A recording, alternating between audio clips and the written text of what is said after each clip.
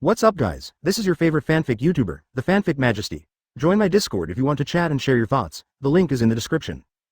3SL Chapter 51. The countdown to the third stage starts. 4 days, Iron Man is here. Open black lens bracket favorites close black lens bracket.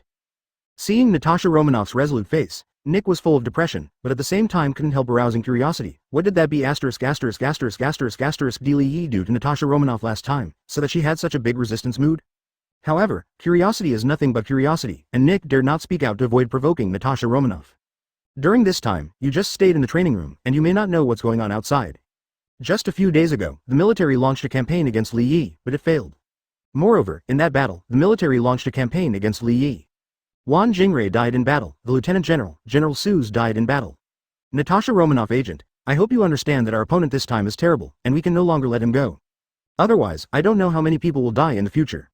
I know it's unfair to you, but now, the country and the people need you. Nick said with a righteous face, holding a moral stick in his left hand and a book of legal principles in his right hand.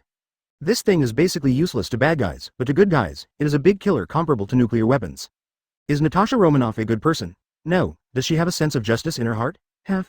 This is enough. You don't need to be a good person, as long as you have a sense of justice, compassion and other emotions, then you can't ignore Nick's set of salvation remarks. Seeing that Natasha Romanoff's mood loosened, at this moment, Nick retreated again and said, I won't force you either, you can decide for yourself whether you want to accept this task. Think about it, come find me. With that, Nick turned and left, leaving Natasha Romanoff struggling in the training room.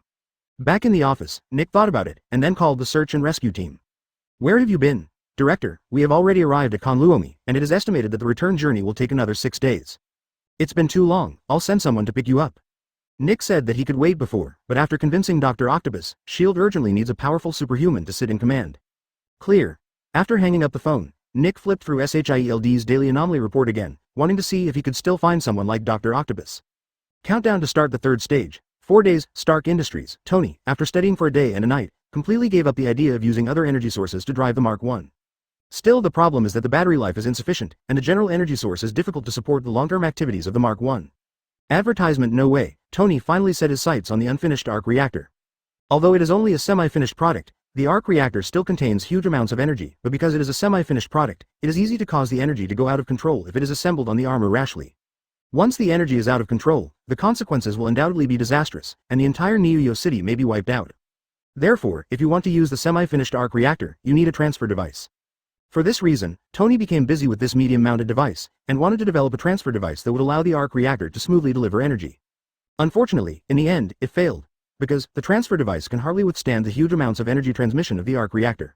At this moment, a sense of frustration suddenly rose in Tony's heart.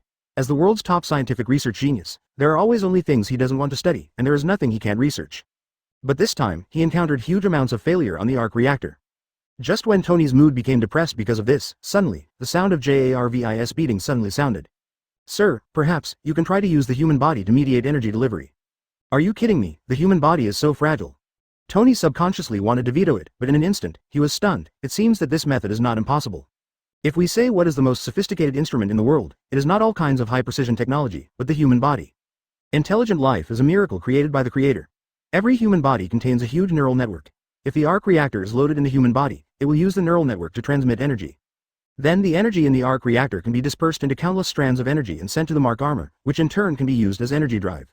And because of energy dispersion, the energy contained in the Arc Reactor is naturally not easy to get out of control. That's the way. It seems a bit dangerous. After all, it is necessary to install an Arc Reactor in the body. Once it is not operated properly, the person will be gone.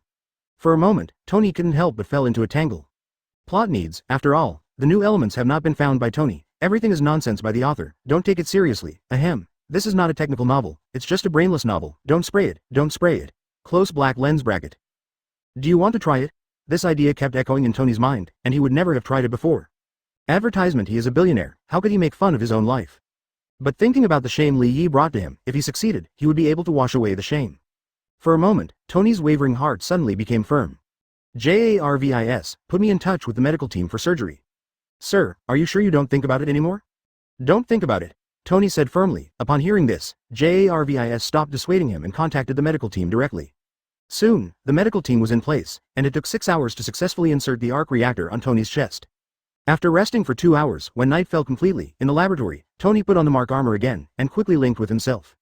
Afterwards, Tony controlled the Arc Reactor to release energy slowly, and the energy was passed into the armor through his neural network, and in an instant, the armor was fully activated. Boom!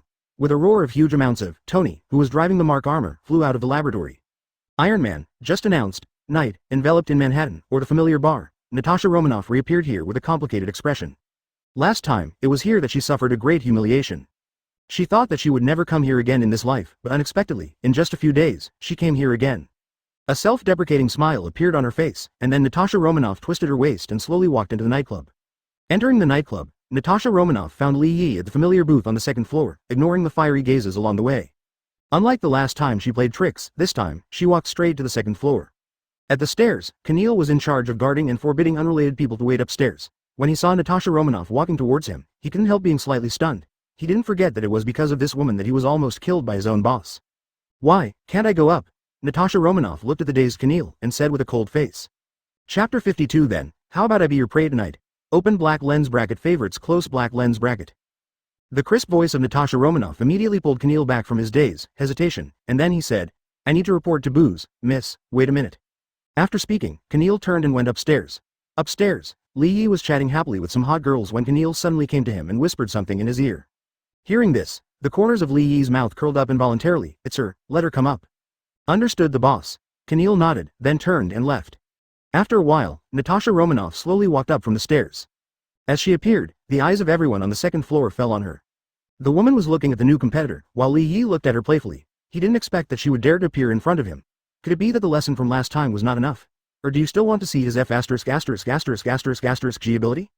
Just when he was puzzled, Natasha Romanoff had already walked up to the second floor, glanced at the many girls clustered around Li Yi, and she walked over calmly. Step aside. Natasha Romanoff spoke coldly to the golden girl sitting outside the booth. This unceremonious gesture immediately angered the blonde, and she stood up slowly, even half a head taller than Natasha Romanoff. Bitcha, come first served, understand? Hearing this, Natasha Romanoff looked at Li Yi, and Li Yi returned a playful look, not intending to intervene in their quarrel at all. Seeing this, Natasha Romanoff also looked away, and then she raised her hand and grabbed the blonde's wrist, then twisted it forcefully, and immediately, the blonde who was still full of momentum just now knelt down in front of Natasha Romanoff. Ah, fake, you be *****, let me go. The intense pain caused the blonde's face to change instantly. She cursed angrily, trying to break free from Natasha Romanoff's restraint. But as a top agent, how could Natasha Romanoff's power be comparable to her? The more she struggled, the harder Natasha Romanoff pushed, until finally, the blonde felt like her arm was about to be twisted off, and she couldn't help but begged for mercy. I was wrong, please, let me go. The blonde girl cried with tears in her eyes, seeing that she was subdued and Natasha Romanoff was too lazy to argue with her, so she let go. As the arms were released, the blonde gave Natasha Romanoff a terrified look, then grabbed her things and hurried away. Advertisement with the blonde gone, Natasha Romanoff turned to other women. As her eyes swept over, the women on the booth lowered their heads in fear, then picked up their things one by one, and left the booth one after another. For a while, there were only Li Yi and Natasha Romanoff left on the deck. You let go of my prey tonight. As everyone left, Li Yi finally spoke. He sat up straight and poured himself a glass of wine, and said slowly. Hearing this, Natasha Romanoff directly raised her head and stepped on the wine table. Her beautiful legs wrapped in black stockings were directly presented in front of Li Yi. Then how about I be your prey tonight? Yes, that's naturally the best. Li Yi smiled and stretched out his hand while talking, but before he could touch Natasha Romanoff suddenly withdrew her long black silk legs and sat next to Li Yi. Fingers slowly from his chest he crossed and said, being a hunter also requires capital, do you have it? I don't think I need to answer this question anymore, didn't you see it with your own eyes last time? Feeling the fingertips sliding on his chest, Li Yi immediately moved closer to Natasha Romanoff's ear, whispering softly. Hot air mixed with the smell of alcohol spewed out of Li Yi's mouth, blowing on Natasha Romanoff's ears and cheeks. In an instant, a blush appeared on Nyasha's face, and it was unknown whether it was because of Li Yi's words or Li Yi's actions. Really, but I still don't think it's enough, Natasha Romanoff said in a coquettish tone, and then moved close to Li Yi's ear, her lips sensitively past Li Yi's ear. Immediately, a feeling of electric shock quickly spread throughout Li Yi's body. Call. At this moment, Li Yi obviously felt that his breathing was a lot heavier. However, he was not in a hurry to eat the prey in front of him, but asked with a smile, then what do you think is enough? Well, let's make a bet. Natasha Romanoff did not answer Li Yi's question, but asked another question. While speaking, her head slowly moved from Li Yi's ear to her neck and her collarbone below. What do you want to bet? Li Yi restrained his inner impulse and asked with a smile. Advertisement. Just bet on whether you can conquer me tonight. I win. I want you to answer me a secret. If you win, I will be yours from now on. Natasha Romanoff spoke in a soft voice, her body slowly pressed against Li Yi's body. Her soft body gently touched Li Yi's body. At this moment, I have to admit that for an LSP, Li Yi he was teased. It's a bet. He made the bet in a low voice, and then Li Yi no longer restrained himself, stretched out his hands and grabbed Natasha Romanoff arbitrarily. I can't write anymore, and I have to be reviewed again if I write again. The sound of restless music filled the entire nightclub, and on the dance floor, a large number of young men and women were dancing their bodies faintly, wantonly indulging their youth. On the second floor, Natasha Romanoff is also dancing to the music at the moment, and her graceful dancing posture is captivating. Downstairs, the 5 Keneals have completely sealed off the access to the second floor, and no one is allowed to approach. They don't know about other times, but they know that if they dare to let someone go upstairs and disturb their boss's good affairs at this time, then they can go to hell to report tomorrow. The music was restless all night, until the sun rose from the sky, and the music stopped completely. At the entrance of the nightclub, as the sun shone, men and women who had been crazy all night came out of the nightclub one after another. And Li Yi walked out of the nightclub with Natasha Romanoff in his arms, followed by Keneal and others. Natasha Romanoff lay in Li Yi's arms and fell asleep. If it was the past, Li Yi would definitely ignore her, just like last time. But this time, she was the spoils of Li Yi's hard work for most of the night. Before he lost interest, he didn't mind being a flower protector. After getting in the car, the group returned to the hotel. When they returned to the hotel, they left Natasha Romanoff in the guest room, and Li Yi went back to his room and slept on the bed. This time, Li also slept for a full day and night. While he was sleeping in the dark, in S.H.I.E.L.D., Nick saw an interesting abnormal report again. Stark Industries, an abnormal flight appeared last night. Seeing the news, Nick was immediately taken aback, and then mobilized the satellites to see if there were any photos of the sky above Niue last night. As a result, he really found something he was happy to see in the satellite photos. Chapter 53 Li Yi. I think you should be no stranger to him. Open black lens bracket favorites close black lens bracket. Stark Industries, Tony's office. Today's Tony is very excited, his experiment is successful, from now on, he will no longer be an ordinary person. This extraordinary power created by himself gave him a sense of accomplishment. At this time, the voice of Jarvis suddenly sounded in his office. Mr. Tony, someone is visiting you in the name of your father's friend. Huh? My father? Tony frowned, he didn't have a good relationship with his father, how could someone visit him in such a name? Filled with doubts in his heart, Tony said slowly, when did the visitor agree to come to visit? Now. Jarvis responded. This made Tony stunned for a moment, why didn't the front desk call him when he visited now? Before he could figure it out, there was a knock on the door of his office. Hearing the movement, Tony subconsciously said, come in. After saying that, the door opened and immediately, Nick in a leather jacket walked in. Looking at Nick, Tony raised an eyebrow because he didn't know him. One-eyed dragon, who are you? There was no politeness, and Tony didn't need to be polite with anyone. He asked straight to the point, and there was not much respect in his words. Since Nick came to visit, he naturally checked the information in advance. Knowing that Tony is a foul-mouthed player, he also cared about his title, so he introduced it on his own. My name is Nick Fury. Are you the guy who visited me as my father's friend? That's right. Okay, for my father's sake, you have a minute to talk about your business. It seems that your father's face is really worthless. Nick shrugged. Hearing this, Tony didn't care about the sarcasm in his words, and said in a cold tone. Cyclops, you still have 50 seconds, you can continue to talk nonsense, and I will ask the security to drive you out when the time is up. Advertisement. Well, it seems that I have to say something that interests you. My name is Nick Fury, and I come from S.H.I.E.L.D., and the founder of S.H.I.E.L.D. is your father. Sure enough, as soon as these words came out, Tony immediately became interested. He didn't say anything for a minute, but raised his eyebrows and said, so, the so-called S.H.I.E.L.D. you mentioned is still my family business? Sorry, no. Nick rolled his eyes, returning the family business. Tony really dared to think. No? Then why are you looking for me? Besides, I only know about the FBI. I've never heard of S.H.I.E.L.D. Is it a pheasant organization that emerged from there? Tony scoffed. However, Nick didn't care about his ridicule, and continued to explain. S.H.I.E.L.D. was established during World War II. It belongs to the United Nations. Now it is attached to Magian and belongs to a highly confidential organization. We have branches all over the world and have huge influence. And our authority is very high. At critical moments, we can even mobilize the army. So, you've said so much, what exactly do you want to say? As the saying goes, a person who pretends hates others pretending in front of him the most, and Tony is like this right now. Nick made S.H.I.E.L.D. so awesome, and made it clear that he was pretending in front of him. He would not tolerate this kind of behavior, so he interrupted directly. Nick was not annoyed when the introduction was interrupted, and finally got down to business. I have said so much, just to tell you that S.H.I.E.L.D. is not a pheasant organization, and the purpose of my coming here is to invite you to join S.H.I.E.L.D. Invite me to join S.H.I.E.L.D.? Tony smiled. The smile was restrained from the beginning, and became more and more wanton in the end. Do you know who I am?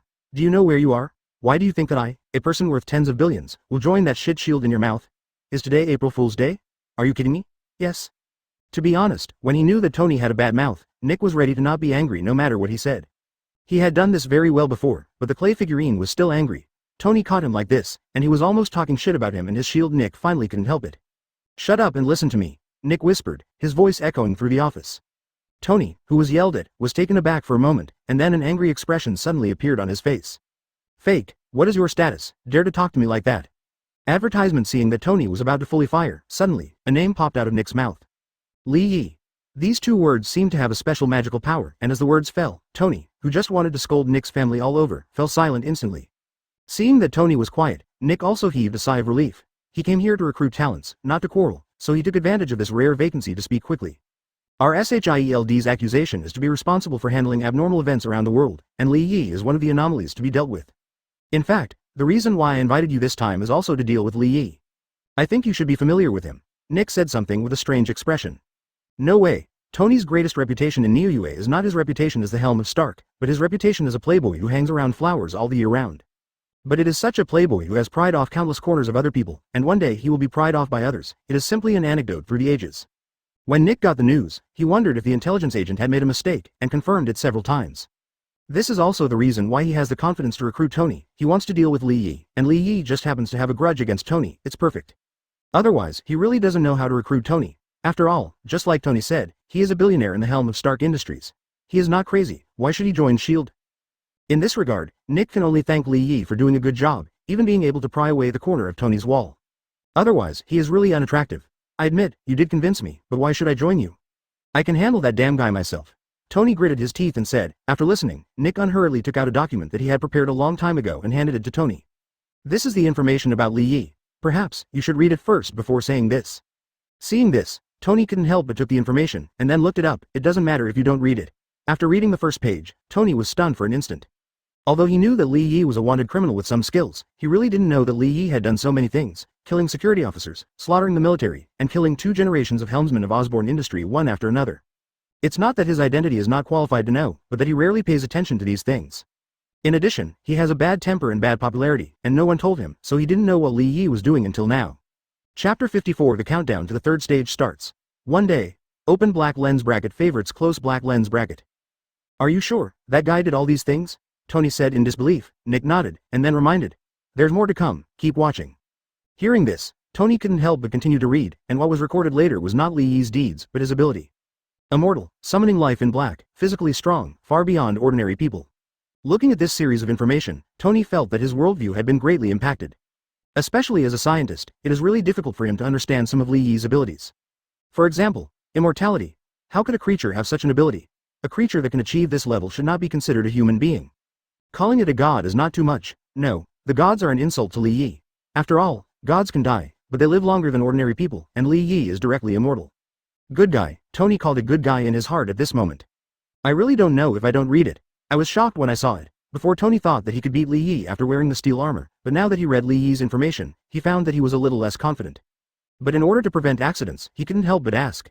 You wouldn't lie to me with fake information, would you? Are you sure the information is true? It's true. Nick nodded. Seeing this, Tony couldn't help asking. How are you going to deal with him? According to the information you have recorded, if this guy is really so terrifying, you have no way to deal with him. His ability is indeed terrifying, but don't overlook one point, his strength is not strong. It's just that he can summon black-clothed demons, making it difficult for ordinary people to approach. But as long as there are enough powerful people to attack together to disperse his strength, then we can successfully capture him. And once the arrest is successful, he will fall into a deep sleep forever and will never wake up again. At that time, we will have time to decipher his secrets. As long as we decipher his secrets, we may be able to kill him completely. Nick gave a rough outline of his plan, trying to boost Tony's confidence. However, Tony didn't care much about his plan, but his eyes lit up when he heard that Lei was going to be studied. When the time comes, I'll host the research. But you don't study biology, do you? Nick said in a daze. Hearing this, the corner of Tony's mouth twitched. I just didn't bother to learn before, it doesn't mean I can't. Advertisement. In short, after the arrest is successful, Lei must be handed over to me for research. Seeing Tony's appearance, Nick rubbed his head with a headache. He felt that the brains of these scientific researchers must be a little bit wrong. The former Dr. Octopus and the current Tony have not started to act, and they have started clamoring for research. Lei. However, it doesn't matter. Anyway, there is already a Dr. Octopus, and it doesn't matter if there is another Tony. No problem, I will let you participate in the research then. I said let me take the lead. Tony resented. In this regard, Nick didn't answer at all. Tony is a genius, but he is not the only genius in the world. Besides, let him lead the research, and the research results come out, whether it is Stark Industries or their S.H.I.E.L.D. Seeing that Nick didn't answer, Tony also knew that it was impossible for Nick to give him the initiative in research. Normally, he would have lost his temper a long time ago, but this time, because Li Yi's secret was too shocking, he was reluctant to give up after all, so he could only give up his dominance. When will the action begin? Tony asked impatiently. Hearing this, Nick blinked and said, it will take a few more days, and there are still people not in place. Who is it? Tony asked curiously. You will know when the time comes. This person has some connection with your father. Nick made a fool of himself, seeing that he didn't say anything. Tony didn't bother to ask. Afterwards, Nick didn't continue to stay in Stark, and left and returned to S.H.I.E.L.D. As S.H.I.E.L.D. director, he has a lot of things to deal with every day, so he has no time to be lazy. Countdown to the third stage. 2 days, Wolf Hotel. When Li Yi opened his eyes, the setting sun had already begun to fall. Rubbing her sleepy eyes, watching the afterglow of the setting sun pouring into the room from the window, Li Yi got dressed, got up and walked into the bathroom to wash up. After washing, he opened the door and came to the living room. As soon as he walked out, he saw Natasha Romanoff in his silk pajamas, with her long legs exposed to the air, bathed in the afterglow of the setting sun. Huh? You woke up so soon? Looking at Natasha Romanoff, Li Yi was a little surprised. She passed out at that time? I woke up this morning. Natasha Romanoff glanced at Li Yi and said. Hearing this, Li Yi was taken aback for a moment, before realizing, how long have I been asleep? 1 day and 1 night, almost 2 days. Hiss, it doesn't make sense. Advertisement. Li Yi scratched his head, not understanding why he had slept for so long. Something seemed wrong. However, a cooing sound soon interrupted his thinking. Feeling the hunger in his belly, Li Yi called the guest room and ordered dinner. Do you want to be together? Li Yi looked at Natasha Romanoff and invited. Hearing this, Natasha Romanoff waved her hand. Seeing this, Li Yi ignored her and came to the dining table to wait for the meal. Soon, the waiter pushed the dining trolley into the living room and placed the food on the table. Li Yi, who was already hungry, began to gobble up the food before the food was served. Half an hour later, after eating and drinking, Li Yi came to lie down on the recliner next to Natasha Romanoff, and her palm fell on her long smooth legs. Watching this scene, Natasha Romanoff didn't speak and let him grope. It wasn't until the afterglow of the setting sun completely disappeared and the night covered the land again that Natasha Romanoff said, another bet? Oh, what's the bet this time? Li Yi raised his lips and said, he has never been afraid of such a gamble. The bet remains the same. I win. You tell me a secret, I lose, then I will unlock more ways to play for you. The bet is established, and I agree. Li Yi smiled and turned to look at Natasha Romanoff, and Natasha Romanoff also looked at him provocatively, then keep going. The night was getting dark, and the time quickly passed 12 o'clock in the evening. In S.H.I.E.L.D., a humanoid ice cube was sent into S.H.I.E.L.D. Nick got the news, rushed over immediately, and then arranged for the scientists to thaw. Seeing the thawing room, the ice gradually melting, and the human silhouette gradually emerging, Nick clenched his fists nervously. He has prepared everything, and now, he just waits for Captain Magian to recover. Suddenly, he thought of something again, took out his phone, clicked on the message, and there was only one message from Natasha Romanoff. After the indulgence, sleep for a day and a night, seize the opportunity. Countdown to start the third stage. 1 day, Chapter 55. Start the war. This operation, codenamed Demon Hunter, begins to act. Open black lens bracket. One more subscription. Close black lens bracket. Steve felt like he was having a long dream, and in the dream, he kept looping through the last fight. Red Skull, Hydra, Peggy. One character after another kept appearing in his mind. A violent explosion repeated, and finally, Steve opened his eyes suddenly. Huh? This is that? Looking at the unfamiliar surroundings, an old gramophone was playing a ball game from his era. At this time, a figure in a nurse's uniform came in, looked at the waking Steve, and said with surprise on his face, "Good morning." Although the woman's acting skills were good, Steve could still hear the accelerating heartbeat in her body. Where am I? Steve asked cautiously. This is Niuyu's rehabilitation ward. The woman explained with a smile, but Steve ignored her answer completely, emphasizing again, where am I? Listening to Steve's changing tone, the smile on the woman's face froze slightly. I don't quite understand what you mean. This game took place in May 1941, and I was there at the time. Now, let me ask you again, where exactly am I? As Steve said, he stood up from the bed and walked towards the woman. Looking at this scene, the smile on the woman's face disappeared, and she lightly pressed the siren in her hand, while trying to stabilize Steve's emotions. Captain Rogers. Before she could speak, Steve interrupted her with a loud shout, who are you? The huge amounts of sound waves startled the woman. At this moment, the door of the ward was pushed open, and 2 S.H.I.E.L.D. guards walked in, trying to temporarily restrain Steve, who was getting emotional. But they clearly overestimated themselves and underestimated Steve. Accompanied by 2 bang-bang punches, the 2 guards were directly thrown into the air. Steve also rushed out of the ward in an instant, which made the women in the ward suddenly change color. Captain Rogers, the woman shouted, but Steve turned a deaf ear to it. The woman could only quickly hold the headset and say, "Attention all units, the captain has escaped." In an instant, a large number of intercepting figures appeared beside Steve, who was running away. However, although there were quite a few of these people, they couldn't stop Steve at all, and he forcibly broke through the barrier and came to the street. Standing at the intersection, Steve looked at the bustling streets of Niuyu City. He was stunned for a moment. A huge amount of loneliness rushed towards him, making his face extremely ugly. A speck of dust falling on an individual's head is an insurmountable mountain, and similarly, the impact of the change of the times, to Steve, scares him even more than the tsunami in the Caribbean Sea. At this time, with a sudden sound of brakes, several black cars stopped in front of Steve. The next second, Nick got out of the car, looked at the dazed Steve, and said with a complicated expression, "Captain, long time no see." Sir. Looking at Nick, Steve couldn't help showing a hint of surprise on his face, but looking at the unfamiliar environment around him, he couldn't help asking, "What's going on?" "I'm sorry, I just played a scene, but I'm also afraid that you won't be able to accept it for a while. You've been asleep for almost 70 years. Nick said in a complicated tone, 70 years, a generation passed away, 70 years of memory is missing. Modern society is no different from a brand new world to Steve. In a sense, Steve, like Li Yi, is a time traveler. It's just that one has traveled through the world, and the other has traveled through history. Under Nick's explanation, although Steve still couldn't accept it, he had to accept the fact that he had been asleep for 70 years. Everything he was familiar with has now disappeared, including his lover. Following Nick back to S.H.I.E.L.D., Steve, who desperately needed to vent his emotions, came directly to the training ground and began to beat sandbags frantically. Hearing the sound of bang bang bang in the training room, outside the door, Kaylin Tay, Barton, who was standing beside Nick, couldn't help showing a hint of worry on his face. "Sir, do you think he can come out?" "It's no problem, trust him, he is Captain Magian, how could he be defeated so easily?" Nick believed in himself, and seemed to have confidence in Steve, but in fact he had no choice. "Okay, sir, as long as you have confidence. By the way, sir, why didn't I see Natasha Romanoff? Where is she?" Barton curiously said that he was called back urgently by Nick from the outside world only today. He only knew that there was a mission, but he didn't know the specific situation.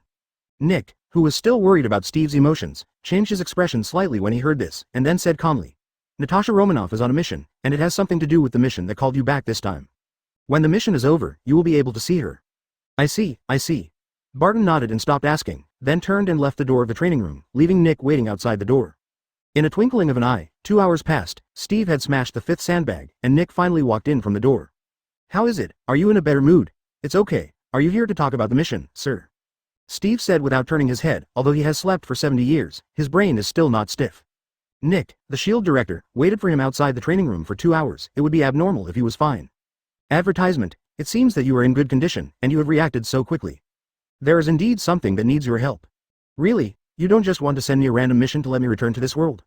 Steve took off the glove in his hand, and said in a slightly tired tone, "Not only do we need you to return, but we also need you to save the world." "So serious?" Steve raised an eyebrow. "It's a lot more serious than you think. Originally, you just woke up and I shouldn't disturb you, but we are running out of time. So, I can only bother you," Nick said seriously, and Steve exhaled 10 foul breaths slowly. "Well, maybe I really need to take on a mission and get used to this world again." "What task, tell me?" Steve looked at Nick, but Nick didn't say directly, but said, "You still have a few teammates. I will tell you the details of the mission when you are all here." "Okay, I'm fine, let me know when you're ready." Steve nodded. Without any hesitation, he walked past Nick and left the training room.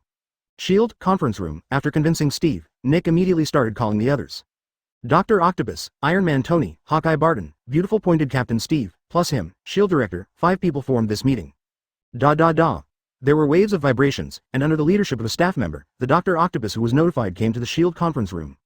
His 4 mechanical arms support his body to move forward, which is particularly eye-catching. In the conference room, Nick and Barton had been waiting for a long time. Looking at the Dr. Octopus who entered the door, Nick greeted him. "Here, take a seat. I heard that the plan has started. Don't you tell me that the guy next to you is my teammate?" Dr. Octopus looked at Hawkeye beside Nick, and his tone was a little dissatisfied. Hearing this, Hawkeye beside Nick also frowned, and also looked at Dr. Octopus with a displeased face. Not only because of Dr. Octopus' underestimation, but also because he feels that this guy is not a good person.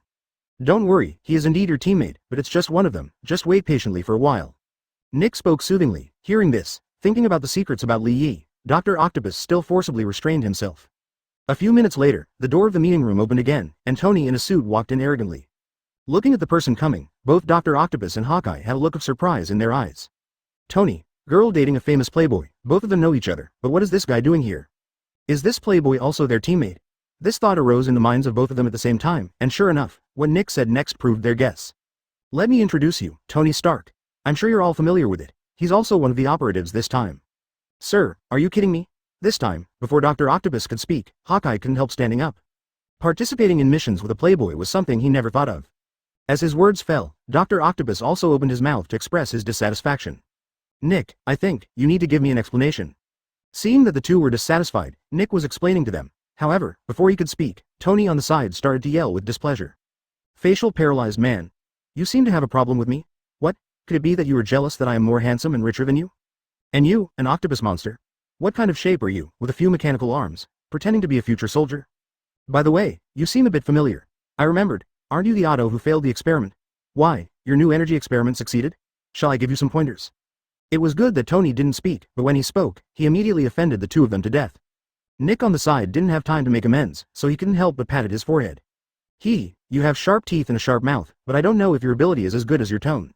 Hitting people does not slap people in the face, scolding people does not reveal shortcomings, and the failure of the experiment is a pain in Dr. Octopus' heart. Tony touched his reverse scales as soon as he came up, and for a while, Dr. Octopus looked at Tony with dangerous eyes. Similarly, Hawkeye on the side didn't give in. Although he didn't speak, his eyes towards Tony became particularly unfriendly. Because he was caught by Tony's words, the reason why he hates Tony is not only because he doesn't recognize Tony's strength, but also because of jealousy. Just ask, that man is not jealous of Tony, sitting on tens of billions of assets, hugging left and right and enjoying the blessings of everyone. Seeing that the atmosphere in the conference room was becoming more and more tense, at this moment, the door of the conference room finally opened again, and Steve, who had changed his clothes, walked in slowly. As soon as he appeared, he immediately attracted the attention of Tony and Dr. Octopus. It wasn't that Steve was so special, it was just that he was wearing his own exclusive combat uniform at the moment. Asking for flowers.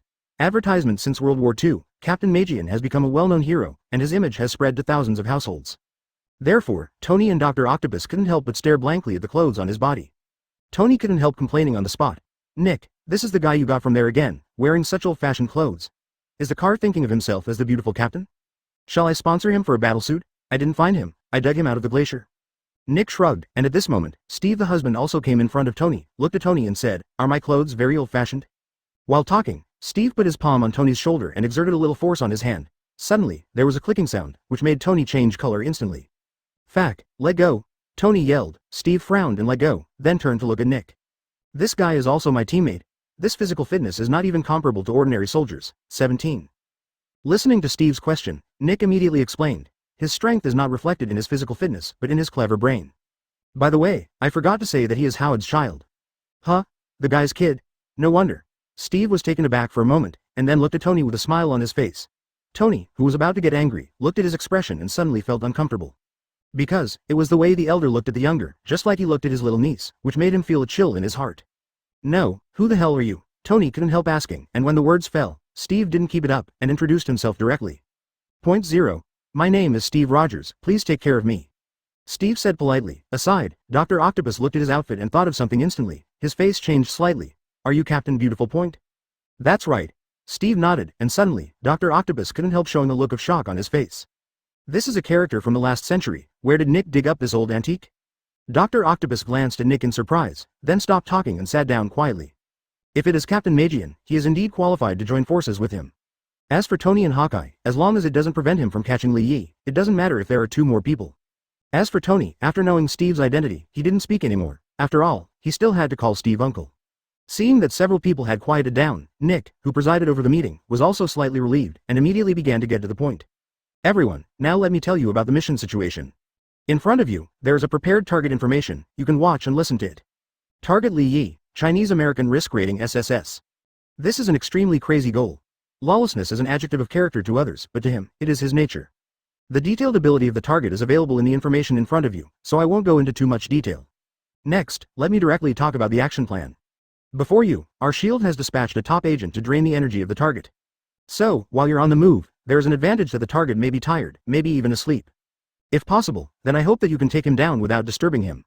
However, given that the target is protected by the black-clothed demon, it is really unrealistic to take him down silently. Therefore, it is best for you to seize this opportunity, and if there is no counterattack, take him down before you come over. It is important to emphasize that the target must not be killed, although, it may not be able to kill. The reasons are all in the documents in front of you. If your action fails, you fail to take down the target immediately, and let the target start to resist. Then, when the time comes, Dr. Otto and Tony, you two will be responsible for cleaning up the gangsters. Clothed demons, I only have one request. Be sure to stop all black-clothed demons, and I will send a group of people to assist you when the time comes. As for your goal, Captain, when the black-clothed demon is stopped, use all means to take down the target for me. Maim it, stun it, whatever, just don't kill it. As for Hawkeye, you are the last insurance. If the captain's actions do not go well, I need you to find an opportunity to hit the target with a strong anesthetic. As long as the target can faint, then our mission will be considered successful. In addition, a reminder, in order to prevent the target from retaliation after the capture fails, so this time, you will act in private names, understand? Clear. Clear. Okay, The next minute is free for questions, you can ask any questions, and I will answer them for you. Nick looked at the crowd and said. Hearing the words, the crowd was silent. Nick made it very clear, they had nothing to ask. Now that everything is clear, then I won't talk nonsense. This operation, codenamed Demon Hunting, begins the Operation Factory. Chapter 56. The countdown to the third stage starts. Reset to 0. Night. Troll. Open black lens bracket. 2 more subscriptions. Close black lens bracket. Wolf Hotel, a black commercial vehicle parked at the entrance of the hotel. The door opened, and suddenly, an armed team dressed in combat uniforms, but without any signs of power, quickly got out of the car and poured into the hotel. In the lobby of the hotel, the staff of the Wolf Hotel were receiving guests as usual, but as a large number of armed men poured into the hotel staff were stunned. The hotel manager, who happened to be on the first floor, watched this scene, and immediately walked up to him, wanting to ask what happened. Before he could speak, a captain-like figure stopped him and said, "From now on, we will take over the hotel, and immediately arrange for the evacuation of the guests below the 12th floor. Who are you? Why are you taking over the hotel?" The hotel manager looked at the captain and asked. These people did not have any official signs on them, nor did they show any certificates, and they were about to take over the hotel as soon as they came up, so he was naturally unwilling. However, the man obviously didn't want to say anything to him, so he directly took out an order issued by the senior management of the Wolf Hotel. Apart from the official seal of the Wolf Hotel, there were only 4 words on it: to cooperate with the action. Seeing this, the hotel manager wanted to say something, but the man didn't have the patience to listen to his nonsense, and directly warned. You have 2 choices now, either cooperate with the action, or wait to be dismissed. Believe me, we absolutely have this ability. Hearing this, the hotel manager opened his mouth, but in the end he didn't say a word, and began to cooperate honestly to evacuate the guests. Not only the internal operations of the Wolf Hotel, but also the evacuation operations within a radius of 10 miles around the Wolf Hotel. No one knows what will happen in the final takeover of this battle, but they have already prepared for the worst. In order to avoid affecting the innocent, it is imperative to clear out a no man's land. Definitely, in order to prevent leakage of information, the hotel floor where Li Yi is located has not received an evacuation order at all.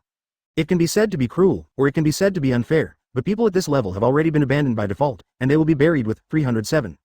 The evacuation operation was proceeding in an orderly manner, and Keneal and others did not notice anything unusual. After all, every floor of the Waldorf Hotel is equivalent to a closed space. And they were only on the floor where Li Yi was on guard, so it was naturally impossible to detect any abnormalities. The speed of shield was very fast. In just 3 hours, when it was getting dark, the Wolf Hotel and the residents within a radius of 10 kilometers were all evacuated. Click. Suddenly, the door of Li Yi's room was opened, and a well-dressed Natasha Romanoff came out of the room and walked towards the elevator. Seeing this, Keneal and the others guarding the elevator entrance couldn't help blocking Natasha Romanoff's way. Miss Natasha Romanoff, where are you going? Boss, you haven't said you can leave yet. Really? But your boss has already told me that I can leave. Sorry, we didn't receive the order. Keneal shook his head. Natasha Romanoff clasped her hands, with an inexplicable smile on her lips. It's okay. I'll wait for you here, you can go in and ask. Here, go and see if the boss is awake. Keneal hesitated for a while, then turned and directed to Connor, who was beside him. Hearing this, Kona walked into the room lightly, and walked out cautiously after a while. Head, the boss is still awake. Hearing this, Keneal suddenly had a headache. After staying with Li Yi for a long time, he has also figured out some of Li Yi's little habits. Li Yi is usually very easygoing to them, except for certain times, such as when he was woken up. When he first arrived, Keneal didn't know, and went to wake Li Yi up in the morning, but was beaten up by Li Yi. From then on, he knew that when his boss didn't sleep until he woke up naturally, he must not disturb him. Keneal was still struggling, but Natasha Romanoff obviously couldn't wait any longer and walked past them. Seeing this, the other team members were about to stretch out their hands to block it, but Natasha Romanoff didn't dodge when she saw this. She just smiled and said, "How dare you touch me?" As soon as these words came out, everyone's hands froze in midair. Li Yi's attitude towards women is very casual, but they really don't have the guts to ask them to touch a woman Li Yi has touched. Seeing the stiff figures of several people, Natasha Romanoff let out a soft hum, then walked into the elevator stepping on high heels. As the elevator door slowly closed, several people from Kona immediately surrounded Keneal. Boss, what should we do now? Boss didn't say anything, so let's let this woman go rashly, is it okay? Ask me what I'm doing, I'm not a boss, I don't know. Keneal's tone was a little irritated. Seeing his appearance, the others couldn't help becoming a little nervous. Seeing this, Keneal took a deep breath and comforted him. Don't worry, the boss shouldn't care. In the past, those women were not driven away by the boss, but now they finally met one who left by themselves. Maybe the boss is still happy. Woolen cloth. Keneal analyzed a wave, and everyone thought for a while, it seemed to be the reason, and they felt relieved at the moment. Besides, Natasha Romanoff, when she took the elevator to the first floor, as soon as the elevator door opened, the armed personnel guarding the elevator entrance pointed their guns at her.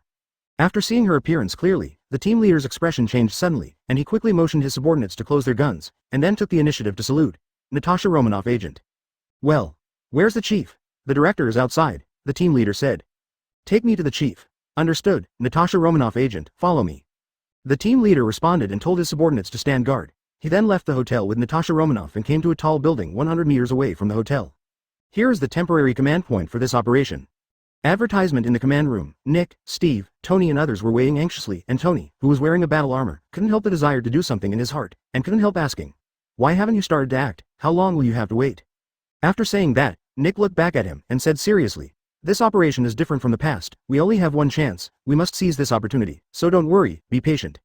Okay, trouble, Tony muttered, but he was much quieter than before. Time passed by every minute and every second, except for Nick. No one else knew what their bodies were waiting for. Open black lens bracket. Just as everyone became more and more impatient, there was a knock on the door of the command room. "Come in." Nick subconsciously said something, and then a member of S.H.I.E.L.D. walked in with Natasha Romanoff. Seeing Natasha Romanoff, Nick's face suddenly showed joy. "How is the situation?" Nick asked impatiently. "He's already fallen asleep, and he's sleeping soundly. If you're careful, it won't disturb him." Hearing this, a smile immediately appeared on Nick's face, while Tony and the others showed strange expressions on their faces. How did Natasha Romanoff know the specifics of the target? Did he just now? Everyone couldn't help daydreaming in their hearts. Only Hawkeye's face was completely gloomy at this moment. As an agent, at this moment, he didn't know that Natasha Romanoff must have sacrificed herself to get such accurate information. For a moment, a surge of anger couldn't help but surged in his heart. "Sir, you didn't tell me that Natasha Romanoff is on a mission like this." Hawkeye whispered. He and Natasha Romanoff are good friends, and now his friend sacrificed himself for the mission. He has every reason to order. Listening to Hawkeye's shouting and questioning, Nick at the moment didn't feel guilty at all. "This is for the mission, Barton. You are already a level 7 agent. You should understand that this is just a means for us to complete the mission." "But, why Natasha Romanoff?" Hawkeye shouted in a low voice. "Because only she has this strength," Nick said seriously, and Natasha Romanoff, who was beside him, couldn't help flashing a hint of embarrassment when he heard this. To deal with Li Yi, it is true that only she has this strength. If it were someone else, let alone being sober at this moment, it would be very powerful to get out of bed.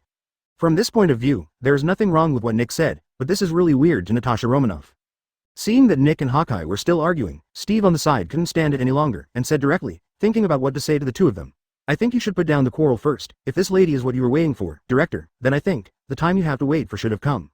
After being reminded, Nick reacted in an instant, and then warned Hawkeye, "I don't care how much dissatisfaction you feel in your heart. I will argue with you slowly after the task is over. Now, everything is focused on the task." Hearing this, Hawkeye snorted lightly, still a little unconvinced, but he stopped talking, obviously agreeing with Nick's arrangement.